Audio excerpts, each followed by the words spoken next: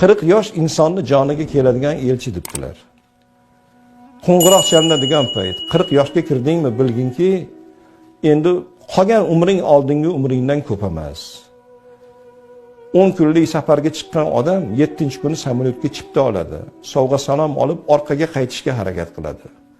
40 yoshga yetdingmi? Payg'ambarimizdan hadis borki, meni ummatimning o'rtacha yoshi 60 bilan 70 o'rtasida deganlar. Endi qancha umring qoldi?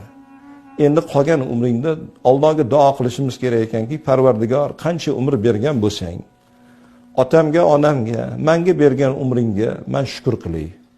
Boshimga yaxshilik ham keldi, yomonlik ham keldi. Yaxshi kunlarni ham ko'rdim, yomon kunlarni ham ko'rdim. Bergan kunlaringga shukr qilaman. Endi qancha umrim qoldi? Qachon meni jonimni olasan? Omonatni qanaq qilib olasan men bilmadim. Lekin qolgan umrimni yaxshi amallarni qilishga ilhomlantirgan. İlhom bergin, men faqat yaxshi ishlar qilay, orqamdan yaxshi taassurotlar qolsin deb duo qilinglar.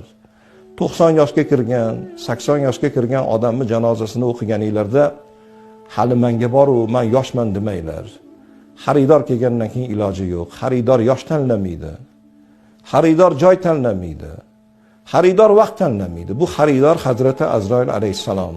Kimga 80 da keladi, kimga 100 da, kimga 18, kimga 20.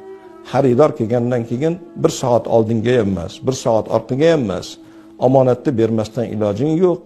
Lekin omonatni topshirganingdan keyin ham orqangdan yaxshi taassurotlar qolsin. Shunda voqealar bo'ladiki, bir xil insonlarni janozasini o'qiganda yig'lab o'qigan kunlarimiz bo'ldi. Shunda insonni bugun qaro yer bag'riga oladimi? Shunaqa odam qatorimizdan ketyaptimi? Lekin bir xil insonlar o'tibdi degan gapni eshitganimizda Alloh rahmat qilsin degani tining aylanmagan joylari bor. Negaki uni zulmi yuragingdan o'tib ketgan.